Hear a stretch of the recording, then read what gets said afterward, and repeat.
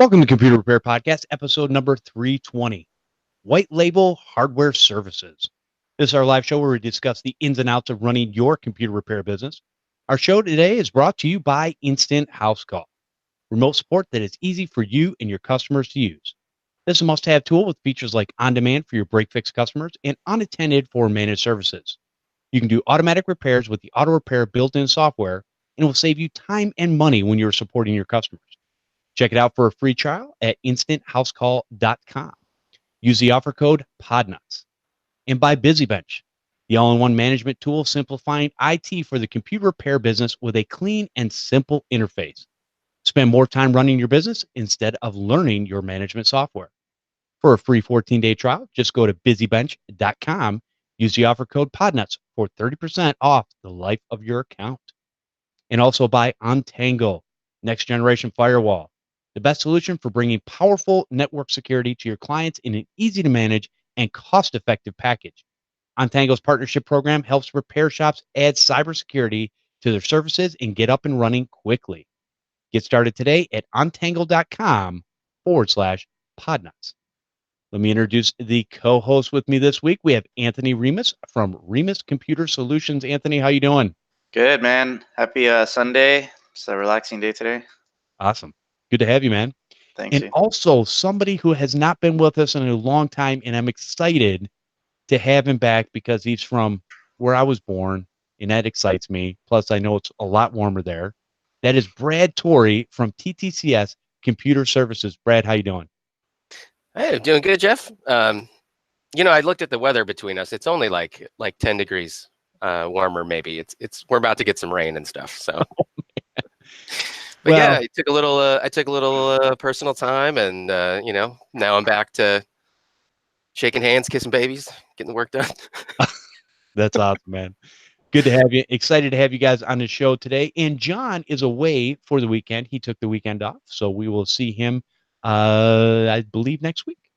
Yeah, you told him I was going to be on the show. He said, I'm out. Oh, all right. So I'm going to throw this. I didn't talk to you guys before about this, so hopefully we'll just run with it and we'll be real good. And so I'm going to throw it over to Brad since you're more of a veteran and been around for a very long time. And that is, what is a tip or story that we could learn from? So I've got like a story that'll evolve into a tip as usual. I think you called it a Torrey at one point, the last time I was on the show. Basically, I just got done with, I have a restaurant client that has 10 locations, and so we had to do a PCI audit as they changed their credit card processor. And now it's going to be a regular requirement. This processor actually does that. So it's probably the biggest audit I've had to do. And I told them, I'm like, right off, if they're going to do this, you're going to get fails for your camera. Like, you have camera ports open, and those are just going to show up as fails because DVRs are running on unupdatable software all the time, and that's just going to happen. So we may have to just close those ports off. We might have to upgrade those. I don't know. We'll have to figure that out. But the biggest surprise to me was, it's kind of new from what I've gathered. I got fails on like 5 locations because the firewall was so stealthed that they didn't get a ping response or any response. And so in the fail error in the log is host not detected. And it's like, yeah, that was the point. Like, that's how we do it. If you don't know it, if you can't log in, then you don't get in, and you don't even know that we're there. That's by design. And so anyway, it was about a lot of back and forth. It turns out I just needed to dispute it and know the exact wording for the dispute. Because the first time I disputed it, they like sent me a link to a support article and stuff. And then I found the phrasing, and it's basically to the extent of, this is by design, but you have to say we're not using any IPS to specifically block your scans. And we're just in stealth mode. We have, and you have to say you've confirmed the IP addresses are correct, and we are online. It's just that we're in stealth mode. And then they're like, okay. I was like, that took like a week. Wow. Yeah, because of the back and forth, and they don't answer the phone all the time, and it was a mess. But Ultimately, at the end of the day, what I was playing with all this, my little tip would be, aside from just that, if you run into that, knowing how to dispute those, I started playing with Nmap again, and that's fun. Like, you can just find the public IP address of some place and do a full Nmap scan on it and see everything that's open about it. It's good to do on your own networks, I think. If you've just like installed a firewall and you think it's secure, like run an Nmap scan against your IP and see what you come back with, and you might be pat on the back, nothing comes back, and you might be surprised what you'll find. So, good times. That's good. That's a very good tip. Yeah, I agree with you. We need to run that stuff on our own networks so we know what's going on, and it makes us better in knowing what we're doing when we're out at a customer. So that's great advice there. Okay, Anthony, you are up, and do you have a tip or story for us this week? Yeah, I think it's like a 1.5 tip, like a tip and a half. The thing I always tried to do in the beginning was plan to scale, and along the lines of planning to scale is make friends with other people that are in the industry. I mean, kind of like what Podnuts that is about. So that if you have a growth in your business, you're not scrambling for vetting people or whatnot, which is kind of what we're doing right now. We're going to be growing and bringing on a builder. And because I knew people in the industry, I already knew who to go to for my first guy. And thankfully, he's willing to move to Nevada. So, but yeah, that's plan to scale. That's kind of the plan, I guess. Awesome. That's good. Good advice there. All right, my tip is I actually stole this from Darren Hardy in Darren's Daily Tips. If you're not subscribed, that's a short little podcast he does. I think there's 5 tips a week, and then he has a Darren Daily video also that you can subscribe to. I'm subscribed to both. And he is the author of The Compound Effect, book we talked about probably a year or so ago. If you haven't read that book, definitely check it out. It really tells you on the best way to compound your time in your business, because I think the number one thing we're always looking for is time, and that's where we're missing a lot of just in our lives. Yeah. All right, so he talked about on this particular podcast, it was talking about Andrew Carnegie, the steel guy, and so he was talking about how Andrew Carnegie, short story, I basically did this in a secret Facebook group and kind of gave the long version, but Andrew Carnegie had brought in somebody, now this is in the 1800s, to basically help him and his group figure out how to scale, kind of what Anthony was talking about, how to be more productive. And one of the things the guy did, he sat down with Andrew and he sat down with all of the managers and people that were a part of the business and had a talk with them and basically told them to take their to-do list. And we've talked about this in the past. Take that to-do list and you're going to take the 6 top things off that list. And you're going to, at the end of the day, you're going to schedule that for the next day. So you're going to get rid of those 6 things. And even if you don't get through the 6, let's say you only get through 3, you'll take the 3 you didn't get done and you'll move that to the next day. And the guy went through the company, did this, and Andrew's like, well, how much are you going to charge me? And the guy's like, I'm not going to charge you anything unless this works. And we'll give it a 3-month trial and see what happens. Well, basically, at the end of 3 months, the company was moving so fast and furious that everybody was more productive. Things were getting done, and the company was growing. Carnegie wrote a $25,000 check to this guy.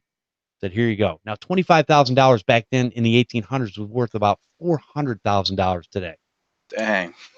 Yeah, that's a nice little check, because it's important. But what I got out of it is, and we've talked, there's many different systems out there, but a lot of times if you dump the things off of your brain onto a pad of paper or some note-taking device on your computer, tablet, phone, etc., or something that can sync between all of them, here's the thing. If you're doing this part-time, maybe you don't have 6 tasks that you do every day. Maybe you only do 1, which is kind of what I'm doing. I'm doing 1 to 2 tasks a day, then I'm going to move to the next day. So what's nice is at the end of the day, I look at my calendar because everything else is in my calendar, and I can see what blocks of time do I have open or what do I have going on. So therefore I can pick the tasks that need to be done. There's urgent tasks, obviously, but urgent tasks really are probably daily things that are put in your calendar anyways. But the stuff that you want to get done, the stuff that is going to make you more productive in your business, those are the things that you go, yes, I know I need to get it done. Yes, I've got it down in my to-do list. I need to handle it, but at what point are you going to handle it? Because what ends up happening is all you deal with is putting out the fires for the day. So anyways, that's my bit of advice. Go out there, create just a brain dump of all the things you want to do in your business, have it an ongoing list, but then don't worry about that list. Just concern yourself with the handful of things that you pull off of there on a daily basis. And this is where I'd always heard that you set your goals in the morning. And it's hard to do that sometimes depending on your schedule. But this is the first time that I've heard this where he was like, set your goals or your tasks that you want to get done the next day at night or after the close of business. That makes perfect sense because, like I said, I can look at my calendar. And so there's many different ways to do things. And I'm excited about being able to knock things off my list, even if it's only one task a day. That's 7 tasks a week done compared to the maybe 1 or 2 that I was getting off of my list and as I was adding other things to it. So that's my tip for you is go out there and try to do something. If you find something that works for you, tell us about it. If this has helped you, let us know because that's what we're here for is to give you one little nugget of information that may help you in moving your business, your personal life forward. All right. And with that being said, we're going to take our first break before we get into our main topic, which I'm excited to hear about. And that is we're going to talk about, that's right, TechCon Unplugged, bringing the IT community together. Kind of what we do here. Join like-minded business owners for a weekend packed with resources to help your IT business thrive. Hear from experts and get one-on-one time with peers facing the same challenges. Walk away with concrete action items to take your business to the next level. September 20th through the 22nd, 2019 in Grand Rapids, Michigan. Go to techconunplugged.com. Be there or be square. Right. So going into our main topic, how do you sell white labeled, yeah, I can't speak, white label hardware services or other white label services? Now, Anthony brought this subject to me and he had mentioned that we'd done it a while back and I think it was back on, I don't know, episode 140 something. I looked it up and I forgot. Anyways, or 117 or something like that. Anyways, Chris Carruthers and I had talked about his white label service at the time and the different things that he was doing. And we've had Anthony on the show before and we've talked about kind of what he does in his business, but he's kind of going through these changes. His business is growing, and so we're going to talk about some of those things today. So, Anthony, I'm going to kick it off to you and just give us a little bit of background on kind of why this topic came up, and give us an overview of what you've been doing lately. Sure. And this is something I'm still trying to sort out in my brain, like, but I'll give the quick history. I started the business in about 2015. Well, not about, it was 2015. Building custom computers, and I thought the focus was going to be gaming computers because, like, I don't really know anyone in the workstation field, but slowly, really early on, I just kept getting hits for workstation builds, whether that's, I mean, stuff like deep learning, video editing, all kinds of stuff. So within the first year, the path was clearly I was out selling more workstation than gaming systems, and so much so that I've even niched down into the architecture space, building computers primarily for those guys.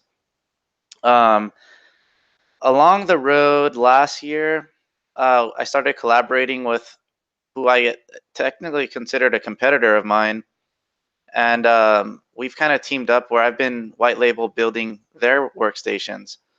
And more recently, a software company wanted to start bundling computers for their software, but they wanted it branded kind of like their own system. And these are small number sales where Dell's not going to touch them, So that started about a month and a half ago, 2 months ago, and I just built the first one. That's, I think, supposed to be like a demo system. They'll ship out to people to try their software.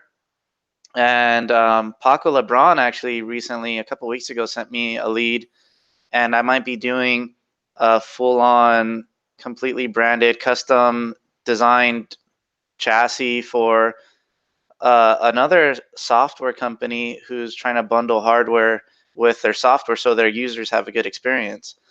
So I've kind of just recently realized, man, there's not just a market for high-end computers or workstations, there's even a market that I'm just realizing for white label hardware services.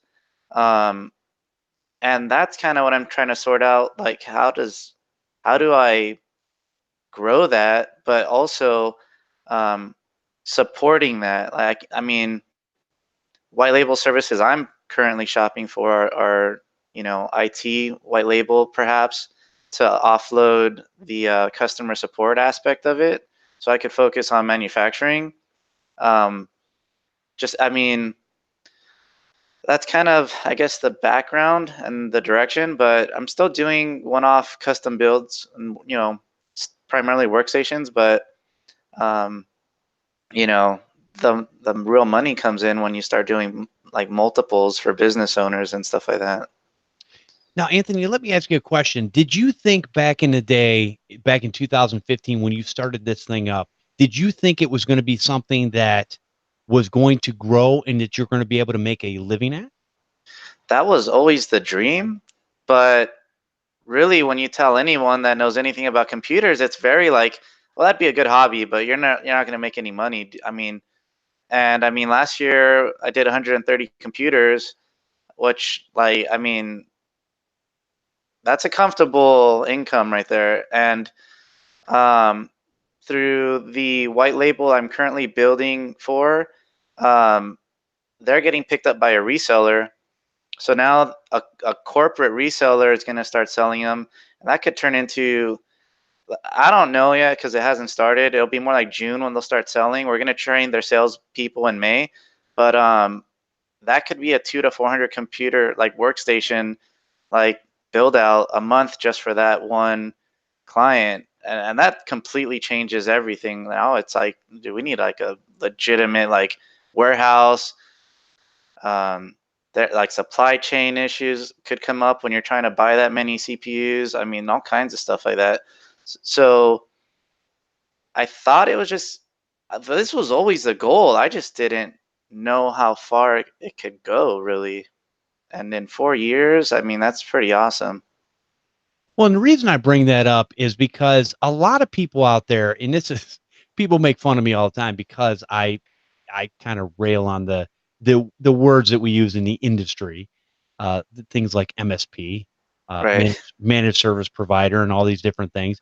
Because I feel there's a lot of people out in this industry that basically say, "Hey, this is, man, you gotta move from break fix to MSP, and this is the way you're gonna make it, or you're gonna die." I just heard on a podcast today, and I'm sorry, this guy, I'm not gonna call him an idiot, but he's an idiot.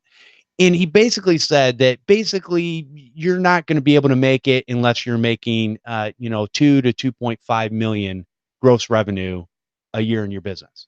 Well, I'm here to tell you that is a bunch of malarkey, and that is not the reality of life. And that's why I'm very interested in what Anthony has done, because he's doing something that he enjoys doing, he's very good at, and he was able to take his passion and turn it into a business. So what I'm telling everybody out there right now is you can take your passion, like the things you like to do. Now, let's be honest, it's not always going to be fun. Anthony, Right. do you have fun building computers every time?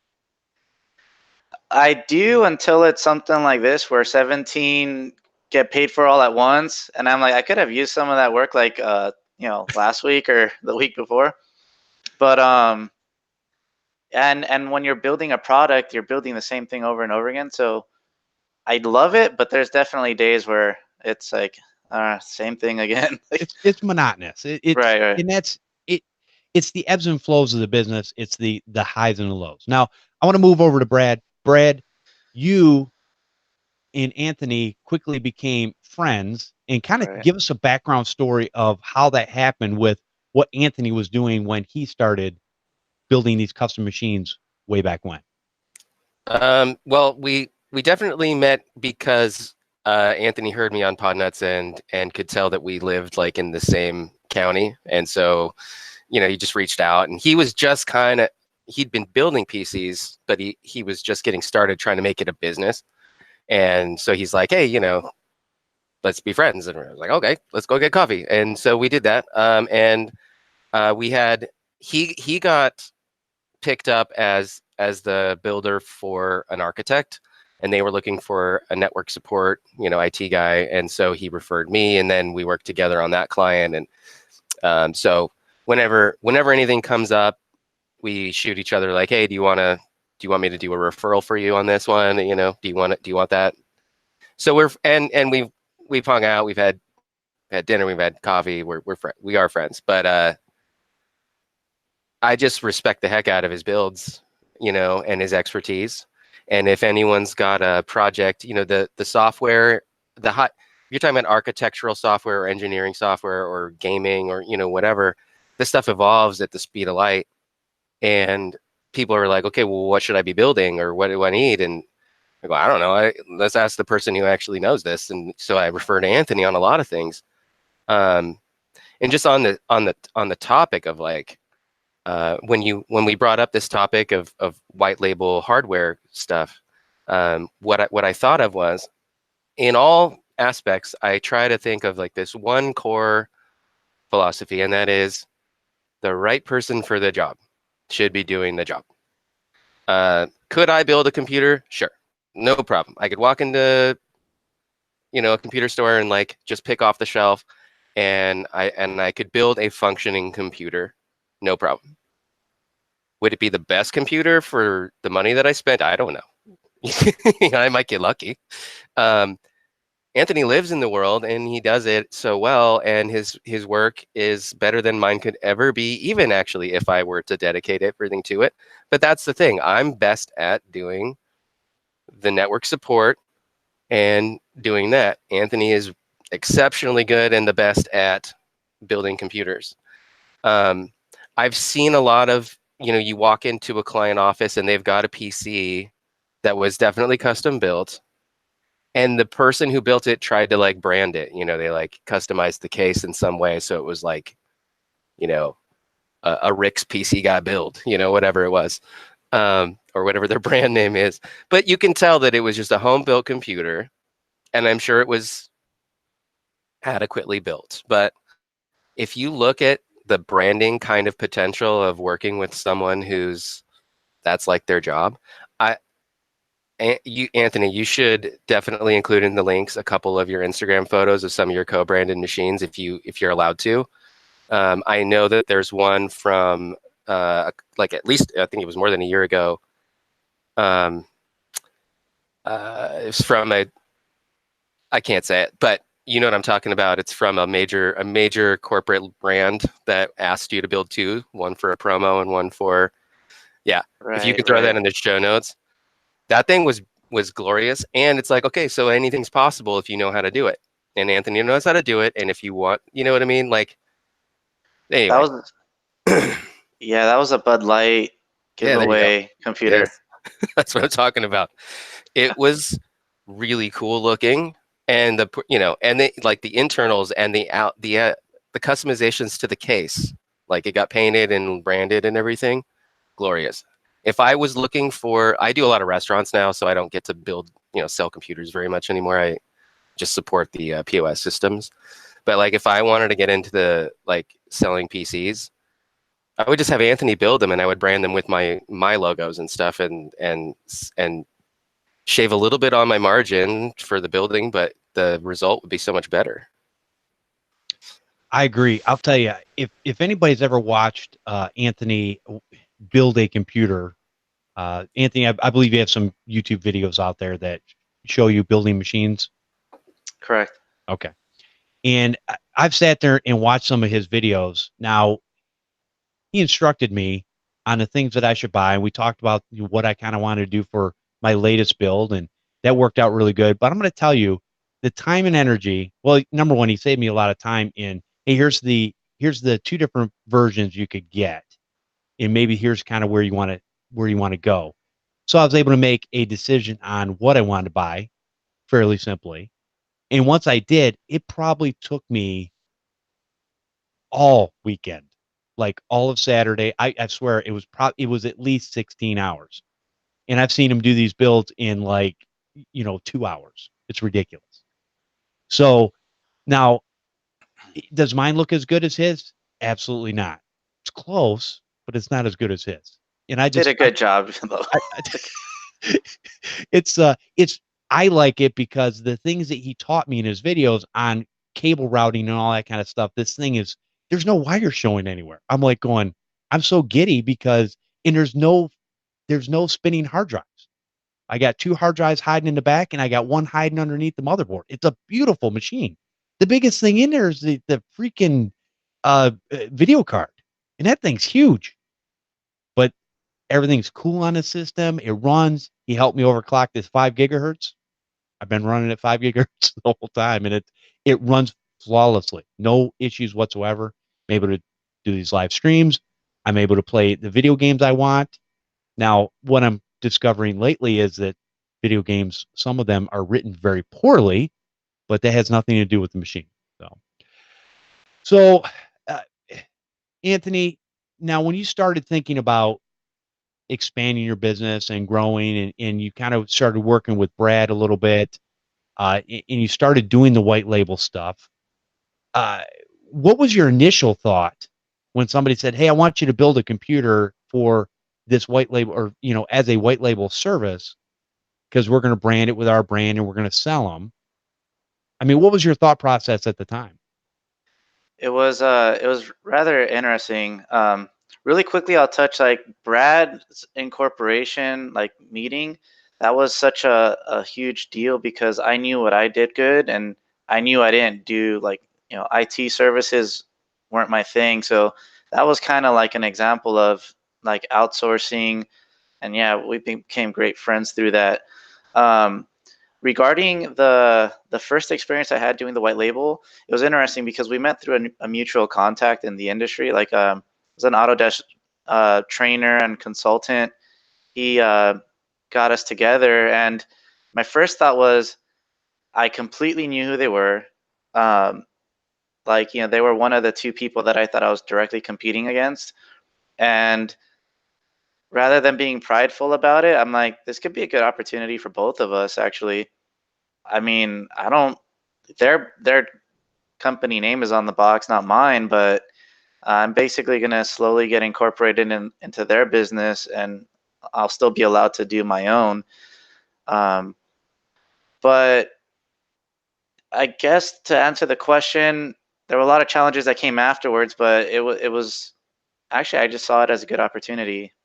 Um, they have tons of contacts, and so it's like they're great at sales because they know everyone in the industry, and I'm great at building computers, so it was a good fit for each other.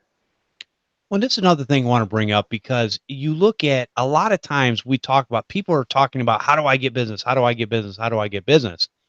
And a lot of it really has to do, I mean, let's face it, life is about who you know to a certain extent. But here's the thing that supersedes that sometimes is your reputation for doing things will precede a lot of things that you do in life. So when somebody sees the gorgeous build you have, and they're like, hey, man, I've seen this thing and it looks awesome, and we want you to do this for us. That's kind of how these things work out. You just got to be really, again, and the other thing too, and everybody can see that Anthony's very humble, in what he does. And if you watch his videos, he's very informative, helpful, but never boastful or I've got the best thing. And he's just not that way. So he's someone great to work with. And I'm sure there's people at those companies that you work for, Anthony. From time to time, they're probably a little bit, I don't know, maybe a Oh little man, I got egos a are like way up here, and I got a perfect example of that, man. And it was the first time I've actually kind of experienced it for my business. We through the white label service, we were all on a conference call with a huge company, like a national company, and they built a computer, and we sent them a demo system, and but the one they built was so much more highly spec than what they asked for. So I was sharing the benchmark results for something that was just like they built, and we were like 10 seconds faster on like their score was like 96 seconds and we were in the 80s. So 10 seconds was a pretty big deal. I forget what the percentage was, but their IT guy was like, well, um, how many times did you have to run the benchmark to get that score? And you could tell like he was confrontational, like a little jealous because we had the same CPUs. They technically had faster RAM than I did. There was, they definitely had because of the RAM and the way the software responds to RAM, they technically had an advantage. So it's like I almost felt like he was calling me a liar that our benchmark scores weren't real. Um, but yeah, the egos are out there, and you just gotta, you know, you don't want to get into a boxing match over it. Like, the numbers speak for themselves sometimes. exactly. But I try to share what I do because at the end of the day, like you say all the time on the show, Jeff, there's plenty of business for all of us. Um, but because of the white label service, I'm careful about maybe being as specific as I used to be, but I'm still very, very like open book because anyone could buy this and see exactly what I just did anyways. Right. But so process wise on the overclocking, because that's the other thing, every one of these workstations are overclocked. So I'm always giving a lot of tips, but I don't necessarily share my exact formula like I might have before. But I'll still give people all the direction in the world. You know what I mean? Oh yeah, definitely.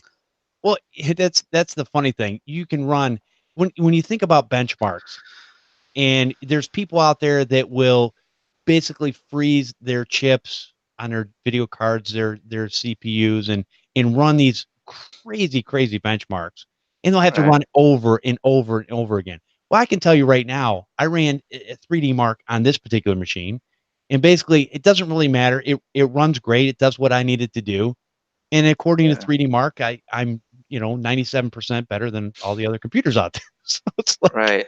it's like, but I will never catch up to what the other 3% is. It doesn't matter. So Yeah. you're able to do what you do, and I know you build functioning machines. So when you're building them, you're just running the benchmark like you would do hey, brand new build. I'm going to burn this in. I'm going to test it, and here's the numbers. But it's not Yeah. like you have to sit there and go, yeah, those tests take a long time. How much you going to Yeah. run to sit there and go, I'm going to tweak this. Oh, I'm going to tweak that just to get every little ounce. No, because at the end of the day, you need a functioning computer, not one that does a benchmark just one time.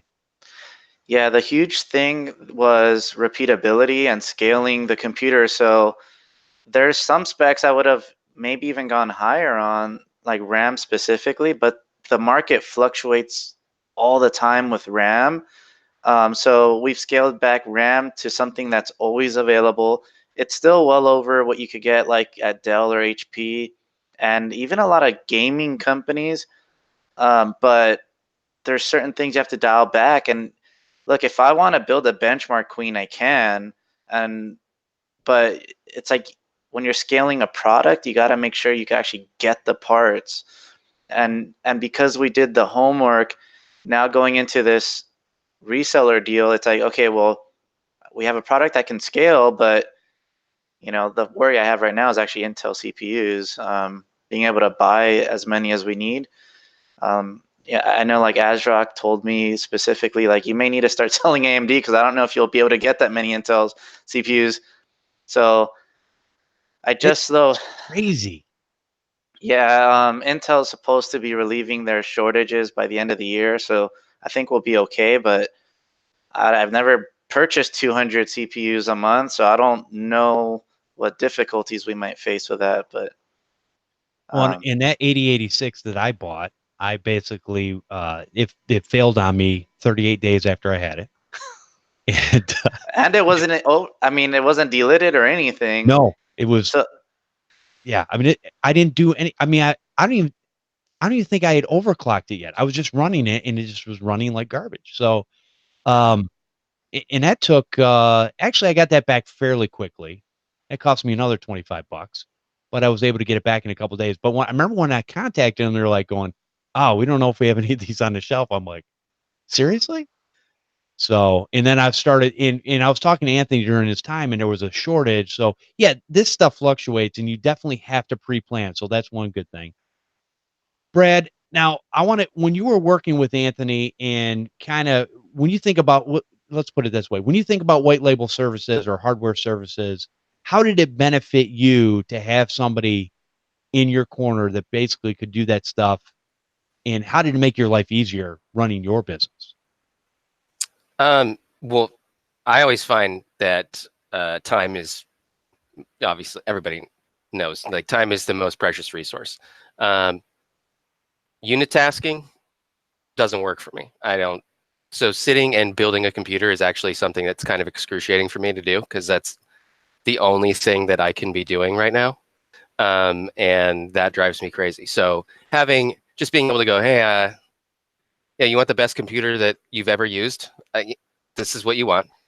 Um, Being able to just have someone to bounce off of, like what that is knowledgeable about, the product, and also when something comes up that might be an issue, not have not having to call, let's say, a call center in another country, just be able to like shoot a text or jump on the phone and get an immediate like, oh yeah, this is what you should try first or whatever. Uh, it's saved me a tremendous amount of time and stress, and just ultimately delivered better results to my customers. I mean, um, there's one in particular, a CPA. She counts every dollar and cent. Go Um, figure. and I had to convince her that she needed to spend some money on her computer. She's like, well, all I do is run QuickBooks, and I'm like, yeah, you run QuickBooks and you run Word and you run Outlook and you run Excel and you run 20 or 30 tabs of Chrome all at the same time, and whatever else. Maybe you spend a little bit on a better machine. I guarantee you. Look, here's the deal. Anthony had a demo, and I was like, let's just put the demo on her desk. 1 week free trial. Just try it. I said I cloned over her stuff, so she's like, yeah, you can't have this back. Like, I'm just gonna buy this computer from you. Like, he lost his demo, but we sold it at the full price. So I was like, okay. So that's the thing. Like, she's like, okay, you were right. This is the way to go. Like I'm not gonna buy the off the shelf thing. This was the answer to all of my problems, right? So it's just allowed me to be happier in my work and make my customers happier and just deliver better products. I don't know. I'm trying to think of other, because Anthony's on the show. He's obviously top of mind, but I'm trying to think of other ways that I've kind of done that with. Yeah, I mean, Calyptix is kind of that way. Like you're getting a firewall. You're kind of reselling the service, and then you've got this back support group kind of backing you as you go, as you need to support people. It's kind of related. So also the POS systems that you've kind of become a resource to that company you work with. Yeah.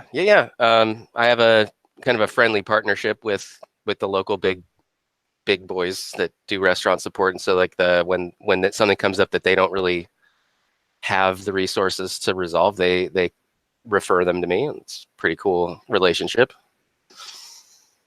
Well, and that's good because I think again, it's nice to niche down in your business to a certain extent, and it's easy because we're all fixers to a certain extent that we want to be the jack of all trades, master of none. But before we move on, I want to take a quick break, and then we'll continue on with this topic because it's definitely fascinating and just it gives your mind something to think about. Our show today is brought to you by BusyBench. Remember when running your business was simple? BusyBench sure does. Wouldn't it be nice to quickly create a repair ticket, generate an invoice with a single click, and manage thousands of customers completely free of charge?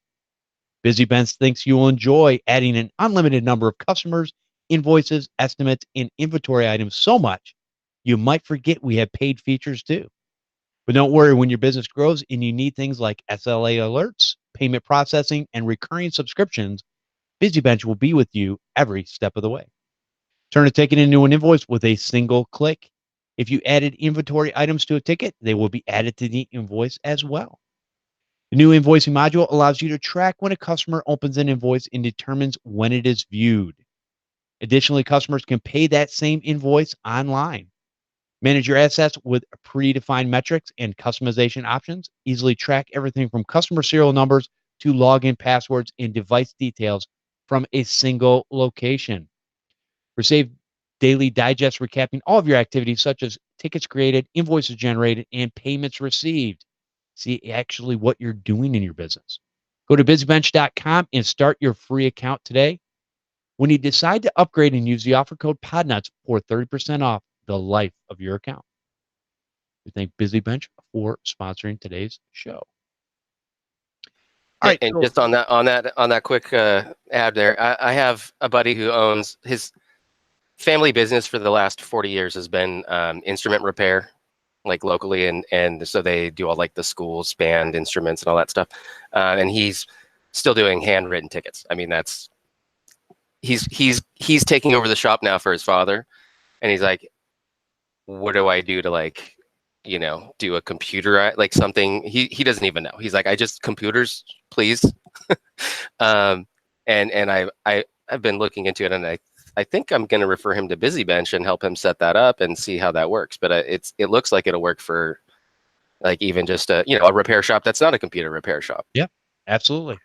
I think the cant is always towards cant, CANT, is always towards the IT service business, but a lot of that stuff, again, repair is repair.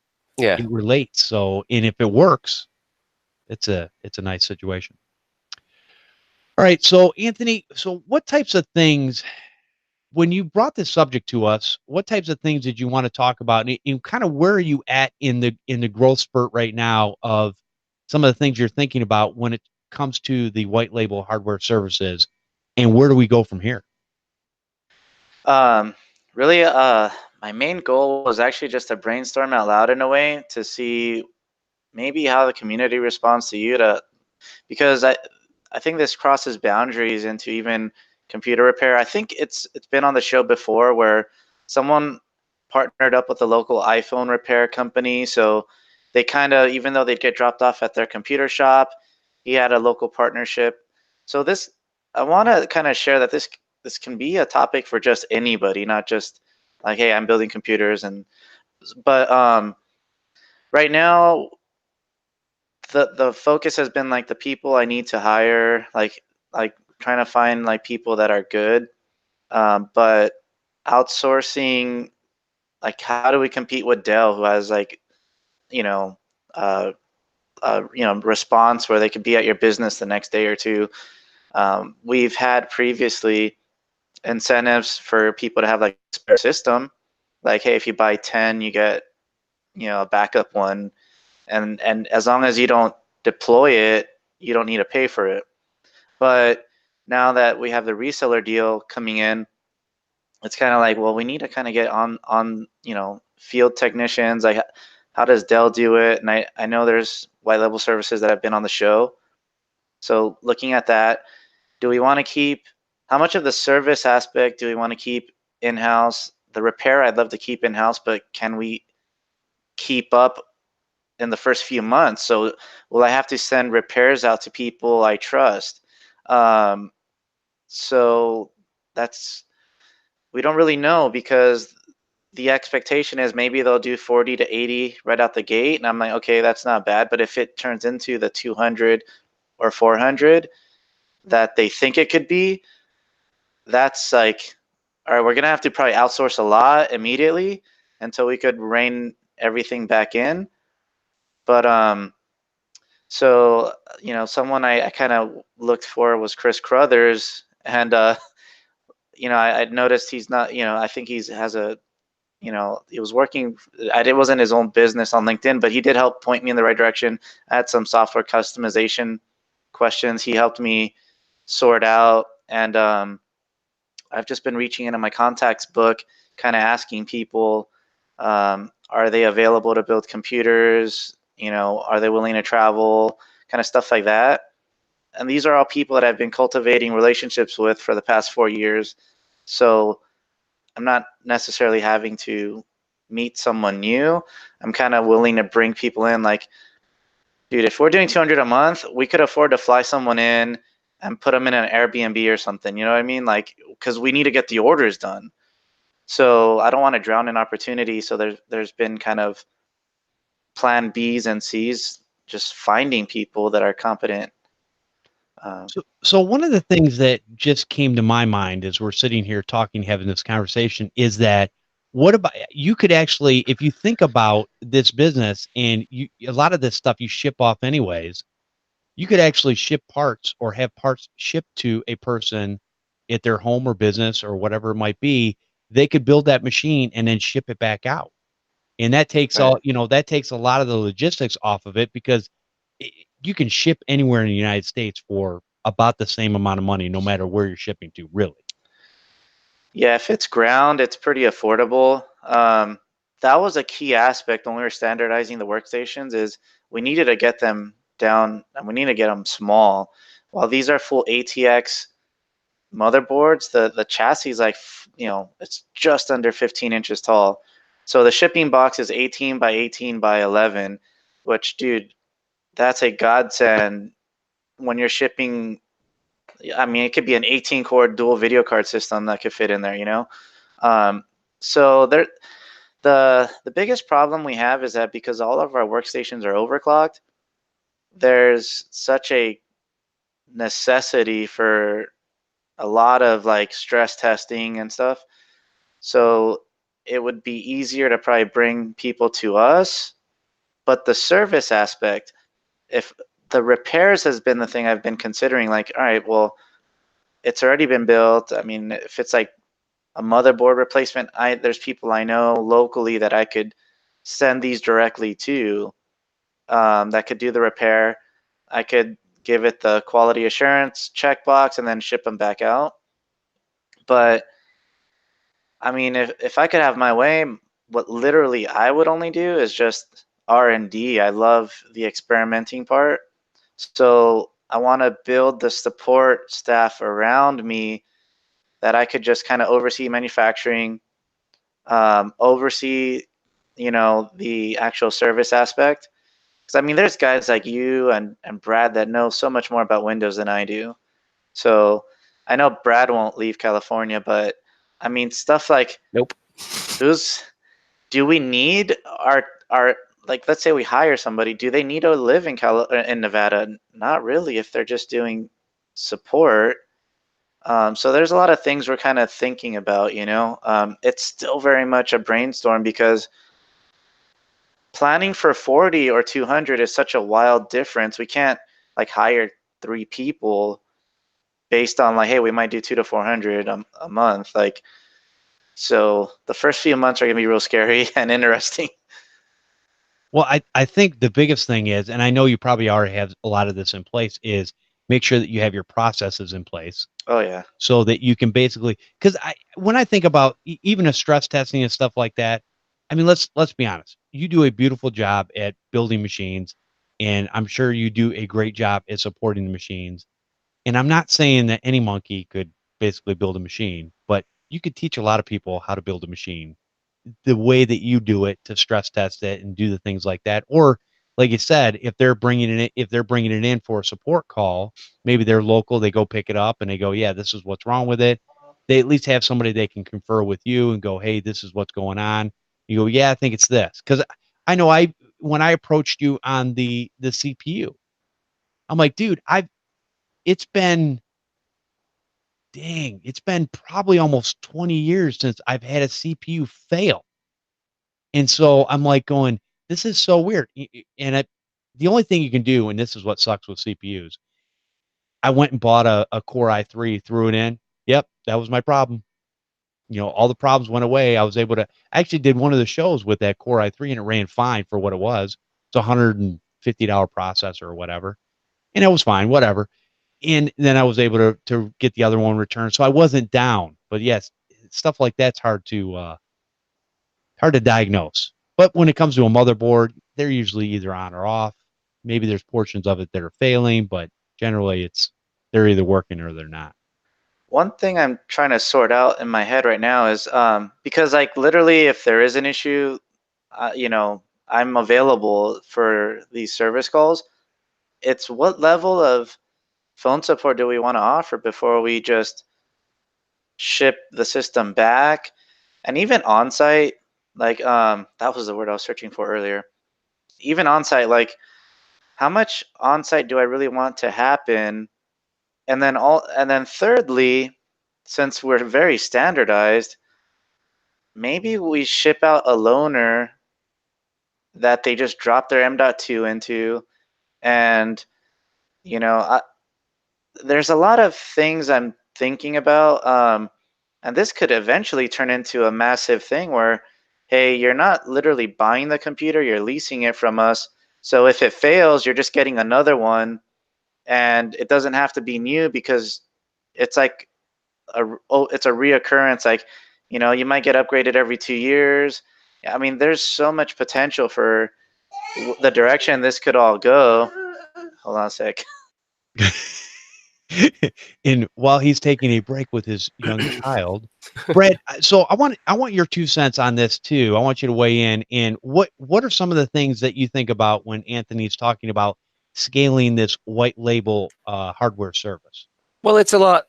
It's very related to, I've been asked if I can work out of my area, because I've gone to great lengths in the last few years to like shrink my service area down and try to keep the same level of business going, so that I can respond faster and I don't have to drive. I hate driving far. It sucks in Southern California and a lot of other places. Oh, it sucks everywhere. Yeah, I mean, no, I just I want to be able to just, I want to know that I can get somewhere in 10 minutes or less. Gee, where did I hear that before? That's like the mother's grocery store, Brad. That's like the closest you could go in 10 minutes where you live, dude. Yeah. And that's like around the corner practically. Well, I have such a traffic area. But I have there's no traffic in Henderson, man. I'm just telling you. I mean, look, when you get a beach and the weather that comes with it, you call me. Wait, there's a lake. All of Nevada's a beach, isn't it? Without the water. Yeah. Even Lake Mead is man-made. I don't really know how.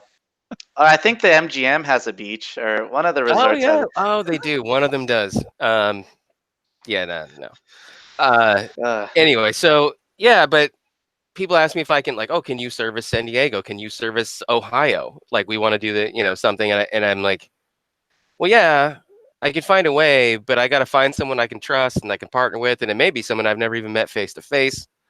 It's a difficult challenge, and it doesn't, like, Dell has solved this by just having like Dell certified people that they contract with in some way, but their challenge is different because their hardware is all very customized and they have a very standard thing. I mean, you get a Dell box, there's only so many variations, it's all very standardized. So you don't really have to have someone who can think outside of the box. When you're building totally custom PCs, even though you have a lot of standardizations that you've been working on. It's not that plug and play, like, you know, large car manufacturer or large PC manufacturer kind of like setup. So, but that's fine. You just charge more for support, and find better people. But when you say that's fine, you're like, yeah, but that's the rub. That's what we're talking about. How do you find those people? That's. I'm sorry. Go ahead, guys. I was going to say, I think that's, I mean, when you look at communities like ours and everybody coming together, I think you can meet a lot of good people all over the world, really, is where this podcast goes out to. But especially people here in the US, there's a lot of people that listen to this, and there's a lot of people that might be good at one aspect or another. And this is kind of where relationships are built. Um, Kind of like what you guys did back in the day, coming together and using each other's strengths and weaknesses to come together and make a whole unit. That's really what I feel this industry is kind of moving towards. The days of you being able to do everything, because there's many ways to do a business. You can, in the beginning, maybe you do everything and then you hire employees, but at the same time, your employees are only going to be so good. I don't care who you hire. You're gonna have a couple gems, and the rest of them they're gonna be okay. They'll be fine, but they're not gonna have the same interest.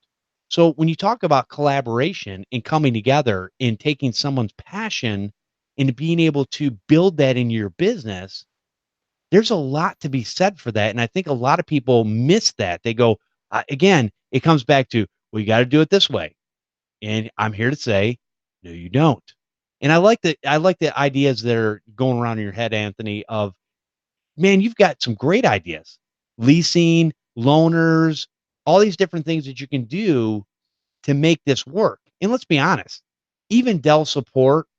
Now, when I was learning how to fix machines back in the day, back in 1999, I basically would call Dell support in Texas, where they were actually based, where their call center was actually at. And I'd wait till about 2 or 3 o'clock in the morning and talk to somebody that was bored. It wasn't, I don't think it was 2 or 3. It was probably 2 or 3 o'clock their time. And I would get all kinds of information because, man, they were just like going, yeah, just do this and do this command, blah, blah, blah, blah. And it was all Windows 98 days, and it was fun. It was cool. But nowadays, even with the 4-hour support, the 24-hour turnaround, I've heard all kinds of stories where it's close, but that's not exactly what it is. So you definitely have to build in some of these factors if something doesn't work out right. And maybe somebody does, just if it's not a simple fix, maybe somebody does send the computer back to you, Anthony, and you fix it. Or like you said, maybe the best scenario is you send that loaner computer out and they put the other computer back in the box and send it back to you. Or your lease idea is probably my favorite, where you basically Yeah. send that computer out, they can swap the M.2, because then again, anybody can pretty much do that. It's not hard if you teach them. And they can swap that out, or you can have somebody go there and swap it out, and then they can send the other computer back and you fix that one, and then you get that ready and that can be sent out to somebody else. Yeah, and I'm worried that I'm falling into. I don't want to be a control freak because then I don't know, whatever they say, perfectionists don't make money in business. But the consideration I'm even making is, despite there being M.2s built into the motherboards, I might start using an adapter that's a PCI Express adapter, so that the swapping out process is even that much more simpler. Because I really think the key to a good service experience, like, they don't care, they just want to be up and running. If a loaner shows up next day, that has the same hardware, so literally their M.2 drive can plug right in and it's good to go.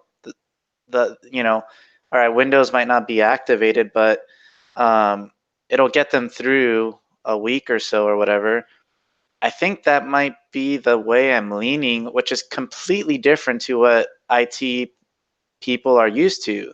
They're used to having Dell show up. They take care of it.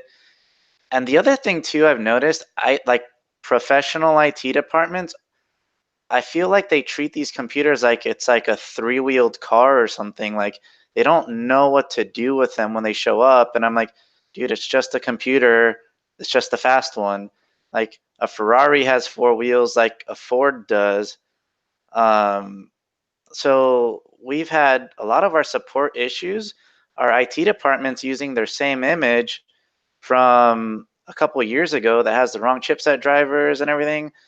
And we tell them, look, dude, you got to build a new image out, and then the problems go away.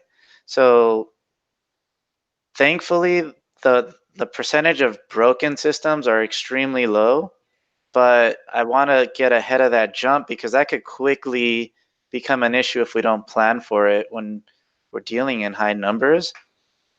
So that's kind of, and the other problem too, Jeff, when computers get shipped back to us, most customers throw away the box it came in, even though it's a small box. So you mentioned something that I thought of where it's like, hey, if we're sending a loaner out, they have a box to ship it back in already. We have a Pelican case we know fits our system, and it's actually pretty small for a Pelican case. So there's that idea, or just using brown boxes and replacing them all the time. But yeah, there's just a lot of stuff I never thought I'd be in this position, even though this is where I wanted to be. It's and it's making me look to the community, like how can I get help in the community? Because you guys are all out there doing stuff that I'm gonna need. Maybe I don't need to hire people immediately, kind of thing. You know what I mean? So Well, and when you do kind of figure out how to find support people like local, you don't have to be everywhere. You know where the bulk of your computers have been shipped to. So like you go, okay, well, we've sent a bunch of computers to Seattle, so we got to find someone in Seattle to help out, and kind of we haven't sent anything to Austin, Texas, so we can wait until we do. So it kind of narrows the scope of the search. Also, you were talking about Dell support. I do remember like one time I knew that I had a hard drive failure. It was kind of a new customer. They had the business support, so they had the next day, tech on site. I've diagnosed that this is a hard drive failure, and now I have to call Dell support. And they made me do some stuff that if they didn't have an IT person, like if it was just the business owner that had called in, they had me like pulling parts out of other computers and putting them into this computer to do the diagnostic. And I'm like, I can do that, and that's fine, but how about you just send the guy out, because that's what we're paying for, So even the on-site Dell support isn't always all that it's cracked up to be. They did eventually show up, but then they showed up and they swapped the hard drive out. They didn't bother to do anything else, and it's like, okay, well, now this computer doesn't have any of the software on it. Do they have their Office install disks and all that kind of stuff? This is just an out-of-the-box computer, good to go. No, it's not. They can't do anything on this computer now. I'm still going to have to spend an hour or two like getting it reset up. So even though they did show up and replace the hardware and it was a relatively short downtime, it still wasn't just like magic. It took a lot of a professional IT person's time to make sure that process went as smoothly as it did. So it's good. Yeah, there's a lot of things out there that a lot of people want to believe, but the reality is you have to look at some of those things and you gotta see what's going on in the industry and what's really happening, and listening to stories where people will tell you, yeah, everything is not as hunky dory as you'd like to imagine. Let's take another quick break, and we will talk a little bit more about this subject. And our show today is brought to you by Ontangle Next Generation Firewall. Designed to provide your small to medium business customers with the easiest, most cost-effective solution for network security. Ontangle is the fastest way to add cybersecurity to your service offerings. We've taken enterprise-grade security and put it into a platform that makes it easy to get started risk-free. There's no steep learning curve with Ontangle. Instead, you'll get a browser-based dashboard that lets you see the status of your managed networks at a glance. You'll enjoy on-the-box reporting included at no extra cost. plus customizable alerts that integrate easily with apps like PagerDuty and VictorOps. It makes it simple to stay on top of any incidents that do occur. Untangle NG Firewall not only protects your clients with gateway antivirus, spam blocking, and intrusion prevention, but also gives you control over traffic at the application level with web content filtering, app control, and full SSL inspection. You also get WAN optimization features like balancing, failover, and bandwidth control, whether you need VPN options or a captive portal for secure Wi-Fi. Untangle NG Firewall has everything you want in a single solution.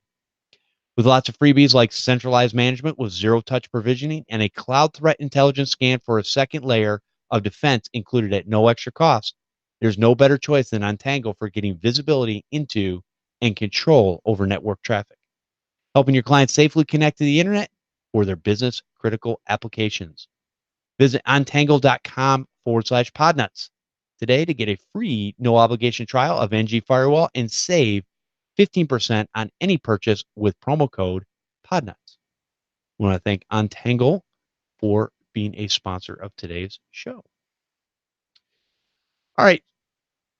Going back to you, Anthony, is there any other things that we haven't talked about as of yet that you wanted to bring up in this particular episode when it talks about doing a white label hardware service?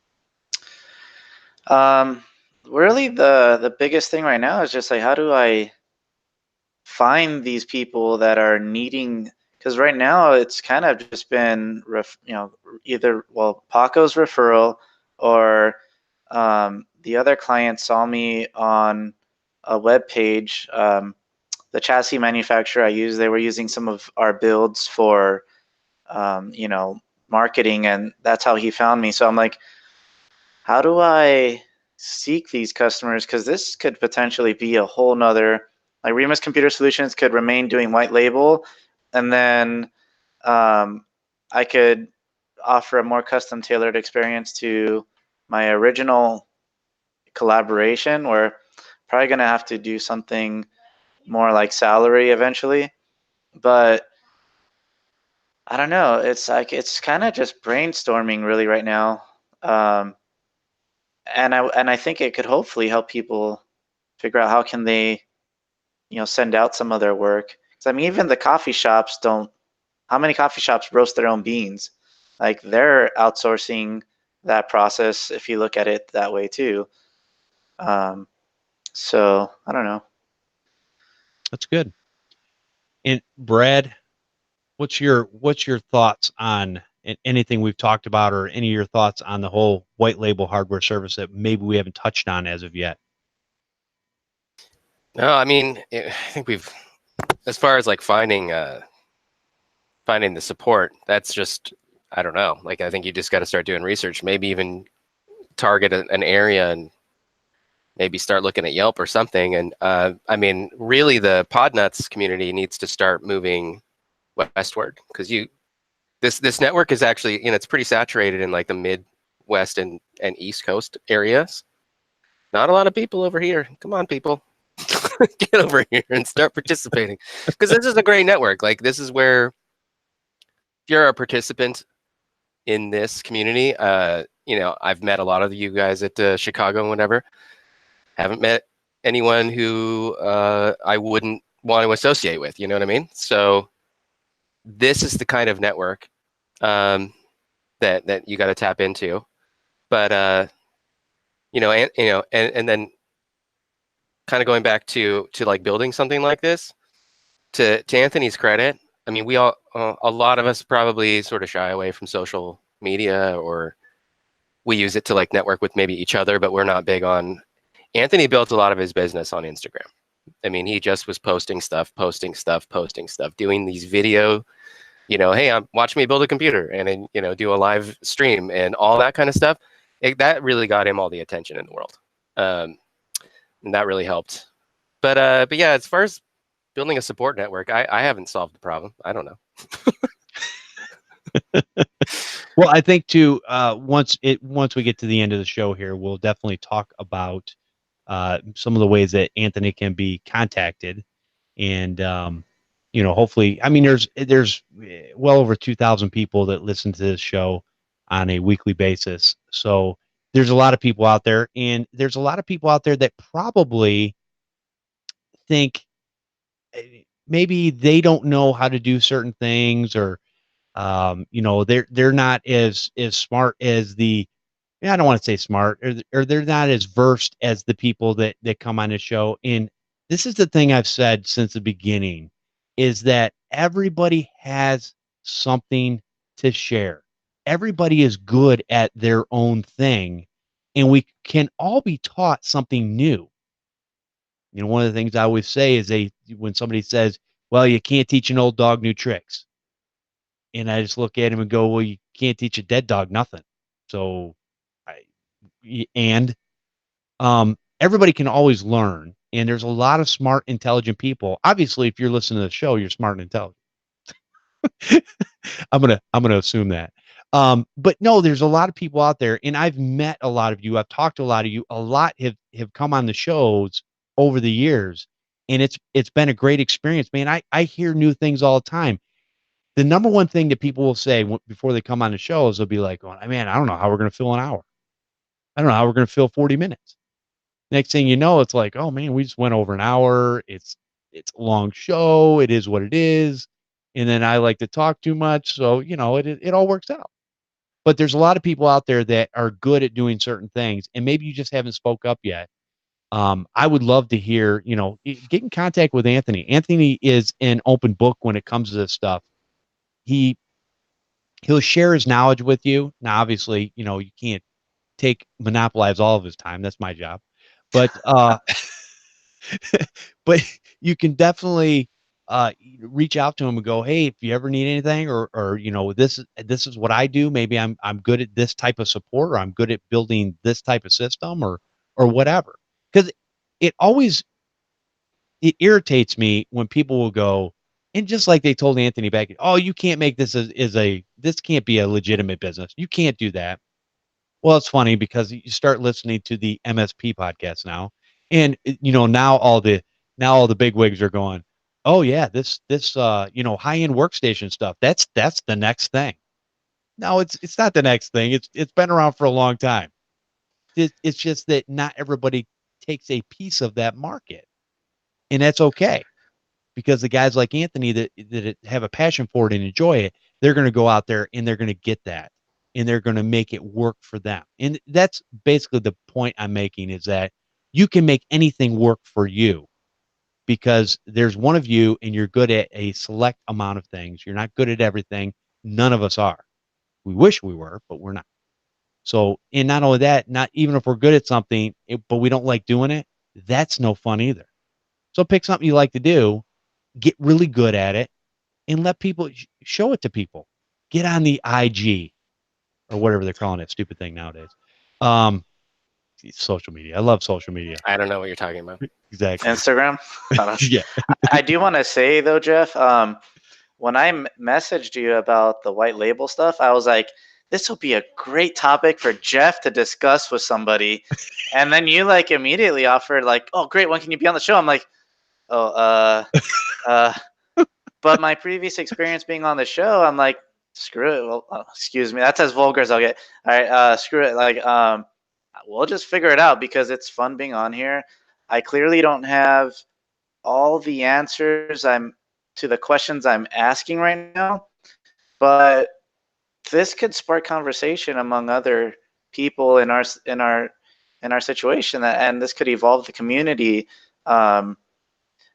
Almost like maybe we unionize, not unionize. That's maybe we like form little groups. Like, hey man, we're all in the same state. We could all help each other. I like doing this. You like doing that. I don't know how this could evolve, but I mean, being able to depend on Brad in California, most of my work was local, and Brad and I tag teamed quite a bit of projects. Whereas now, since moving to Nevada, like everything is shipped out, so kind of changes things a little bit. But man, Instagram, Twitter, all this stuff has been a blessing and a curse, I guess. It's all good and necessary. I want to take one more quick break, and then I want you guys to gather your thoughts and give your last, last rights. Give your lasting thoughts where you can be found and all that stuff. But if you are enjoying the content that we bring you on a weekly basis, I encourage you to, if you want to support this show, go to patreon.com/computer repair podcast. And I want to thank our newest Patreon supporters. You guys heard him a couple weeks ago, and that's Mike Sladowski, became a Patreon supporter and became a part of the secret Facebook group. So that's what that will get you. It's $1 a show. It's $4 or $5 a month. We do about 44 shows a year. So for $44, you can get a brain dump of a lot of intelligence people. We have 124 people in the group now. People exchanging ideas, asking questions. Nobody's made to feel like an idiot, because you just, our one rule is be nice, be a regular human being, and you can be a part of this group. So go to patreon.com/computer repair podcast. And I want to thank all of our Patreon supporters for your continued support. All right, Anthony. So since you've got all the contact information and the IG and the this and that and the other, and I think you're on Discord and Twitch and all this stuff. Anyways, what is the best way that people can get in contact with you if they want to ask you some questions, if they want to ask, hey, if you need any help, here's what I can offer you? Where would they go? I'm gonna direct people to the webpage because it has all the links there. They could email me, which is on the webpage, or but Twitter and Instagram, it's Remis CS, so REMIS CS for Computer Solutions. That's also the domain remiscs.com, or the webpage. And I've kind of explored my one contact, so I might be reaching out to the community, some of the Podnuts heavy hitters. The thing I want to say, man, it's like you just got to go out there and do it. You might grind and never achieve your goal, but if you're not out there grinding, you just forfeited any chance of achieving your dreams. And man, I mean, it takes hard work. There's a lot of sleepless nights, but I'm working at 4 a.m. and getting up at 7. But it's just, I love what I do, man. So there's a lot to be said for that. Well, I appreciate you coming out and sharing today, and I'm kind of sad you gave away my secret when you asked me about a topic, or somebody sends me a topic. I usually go, "Oh, it'd be great to have you on, come on the show and talk about that. That's awesome." But no, seriously, that is, when people want to talk about something, they have a topic that's burning in their heart. Man, when you hear us talk, sometimes maybe you're looking at us and going, well, I would do it this way, or this is what I would do in that situation. Jeff, why can't you figure that out? I would love for you to bring the topic, bring a subject, come on the show, share. Again, I make it pretty darn easy. I don't bite, not very hard anyways. And we have a good time. It's just a few people sitting around, drinking an iced tea, beer, Coke, whatever, hanging out, talking shop, getting the ideas out. So that's what we do here. Yeah, because I mean, I'm sorry, Jeff. What if there's a new white label guy? I mean, there used to be a few regulars. I think there were like 1 or 2 white label companies that would show up on Podnuts in the early days. Maybe there's another 1 or 2 that started up since then, and maybe they'll reach out like, hey, we're kind of doing what Anthony needs, and maybe other people need this too. And we don't know how this could evolve. So don't worry about filling the time. It's pretty easy. Jeff, you're really good at directing the conversation. So you make it easy, man. I'm trying to get people. There's other guys that are doing what I'm doing, and I'm always telling them, dude, when you're ready, you need to go on Podnuts. Oh, dude, I'm not ready. I'm like, dude, you already are. But yeah, just do it. Yeah. Just do it. I like that. Well, I definitely have like the public speaking, huge anxiety. I don't. I even I have had like bouts of like crazy social anxiety where like I couldn't even go outside. But I've never had a problem on this show. It's just a conversation amongst 2 people. Now, wait a minute. When we were walking back from the boat in Chicago, I couldn't get you to shut up. Yeah. Oh my gosh. Good time. Hey, it comes and goes. All right, Brad, where can people find you at and get more information, ask you a question, all that kind of good stuff? Well, first of all, if you haven't seen Endgame, see it before somebody spoils it for you. Avengers Endgame, go see it. Excellent. Yeah, if you want to get in touch with me, I'm kind of in and out on whether I participate in social media or not. So I am in the Facebook group, and sometimes Jeff has noticed like all of a sudden I'll respond to like 15 posts in like 10 minutes, and then I'll disappear for like a month. So I am in and out of there. If you really want to get in touch with me directly, not Facebook is not the way. I don't even have the app on my phone anymore because it kills my battery and it never leaves me alone, and I hate it.